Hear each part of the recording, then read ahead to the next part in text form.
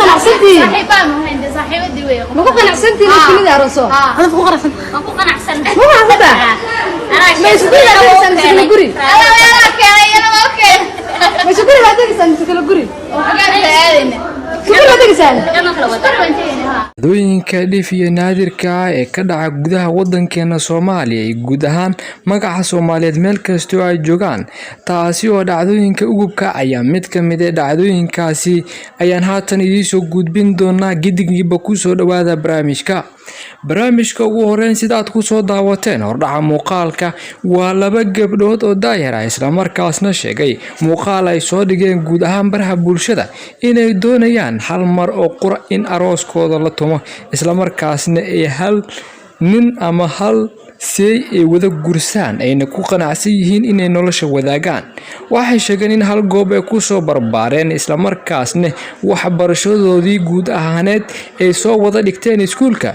tan iyo goortaasna ay ahaayeen dad saaxiiba oo aan kala harin sidaa darteedna ay go'aansadeen inay isla guursadaan hal nin inay aad ugu qanacsan yihiin in hal nin ay isla guursaan isla markaasna ay wada joogaan hal goob ay ilmahoodana isla ciyaaraan taasina ay tahay mid ka mid ah go'aanada ka soo fulay xaggooda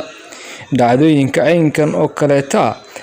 ayaa ah kuwa dhif iyo naadir ah oo ka dhaca gudaha wadankeena Soomaaliya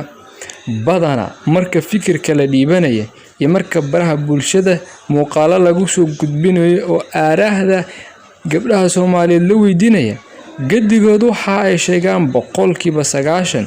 inaysan doonaynin in xaas leh ama la guursada ama la guursan doona xataa future-ka soo socdo gabi ahaan gaashaanka ayay u daruureen waxayna sheegaan maseer ama hinaasad darteed intaasi gaashaanka ay u daruuraan aysan qaadan karin ayna ku adag tahay noloshooda halkaasna ay ku dhamaanayso rajadii guud ee ninkaasi mustaqbalka ay ka lahaayeen sidaa darteedna ay ku kala tagayaan gabi ahaanba ninkii macnaha qabay waxayna sheegeen haddii xataa saaxiib uu yahay lacala ifan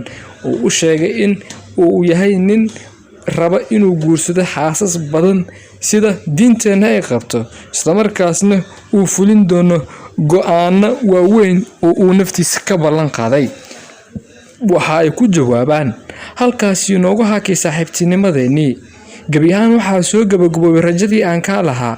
mar haddii sidan aad u dhaqantay amba caynkan aad tahay ma tihid ruuxii aan doonayay waan kugu soo qaldoomay iyo erayo kaleeto oo dhaliil u badan iyo qaar cara ah oo lagala duldhacaya qofkii doonayay ama ninkii rabay inuu guursado ayagoona sidaasi ku dhahaya ayaan ogeyn laakiin tan waa mid ka duwan taasi oo dhigeeda ah ama cagsigeeda ah maadaama ay ogolaadeenba in la wada guursado hal meel la dejiyo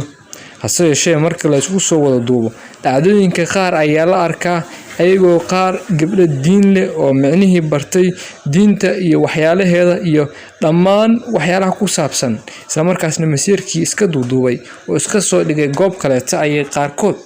usoo tafaxaytaan sidii ay ku fulin lahaayeen dardaaran weyn iyo mas-uuliyad aad u ballaaran isla markaasna go'aansada inay ninkooda adeecaan oo ay guursadaan ninka uu guursado xaas kaleeta ayna sidaasi ku fasaxaan ayagoona raalli ku ah isla markaasna ku faraxsan qaarkoodna ka soo qayb gala goobta ay ka dhacaysay xafladda ayagoona mashxarad halkaasi huwiya farxadna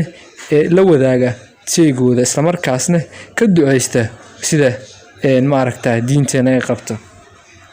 taasi waa kuwa qaliil ah oo ka dhaca gudaha dalkeena aad iyo aad u mahadsantihiin waxaa warbixintaasi kooban halkan idinkala soo jeedinayay janalkeena Dooxa Media gabi ahaantiinba mahadsanidin